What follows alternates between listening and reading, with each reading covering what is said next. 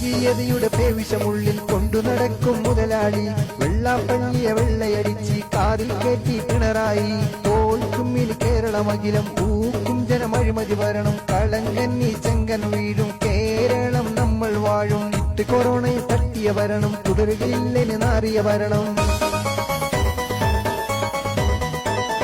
ശബരിമലയിലെ സ്വർണ്ണപ്പാളി പോലും വീതം വെച്ച് ചെമ്പാക്കാരെ നമ്പാനൊട്ടും കൊള്ളില്ലേ. ശബരിമലയിലെ സ്വർണ്ണപ്പാളി പോലും വീതം വെച്ച് ചെമ്പാക്കാരെ നമ്പാനൊട്ടും കൊള്ളില്ലേ.